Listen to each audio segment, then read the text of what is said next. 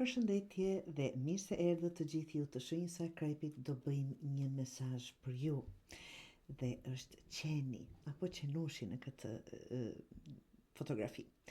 Kjo letër flet për besnikëri, po duhet të më dëgjojmë me vëmendje se ka gjithmonë dy anët e mesazhit të dashur, miqësi të sinqertë, mbështetje dhe ndjenjën se dikush është pranë teje pa interes të fshehur. Mund të jetë një mik i mirë, një partner që qëndron në krahun tënd, ose në marrëdhënie që ka në therr ndëshmërinë dhe përkushtimin. Në përditshmërinë apo ton është apo kjo letër tregon një person që mund t'i besosh, që të qëndron pranë dhe kur nuk je në formë,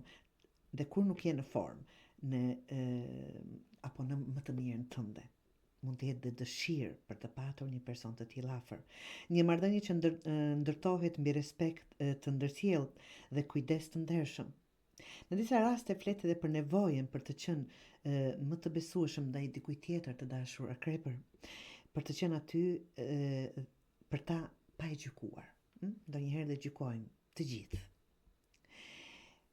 Një letër që të kujton nuk e pse e kalon gjithçka vetëm, vlera një personi që nuk kërkon asgjë përveç të qenurit pranë. Ndoshta është koha të vlerësosh dikë që ke pas vetes gjithë kohën edhe kur nuk e ke vënë re. Pra, besnikëria nuk bërtet, nuk kërkon vëmendje.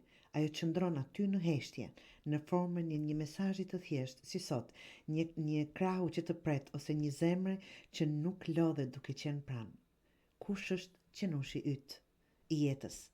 Ai që nuk të lë vetëm, apo duhet të bëheni dhe ju, të ktheheni në një qenush apo në një besnikëri të atyre që janë pranë jush gjithmonë.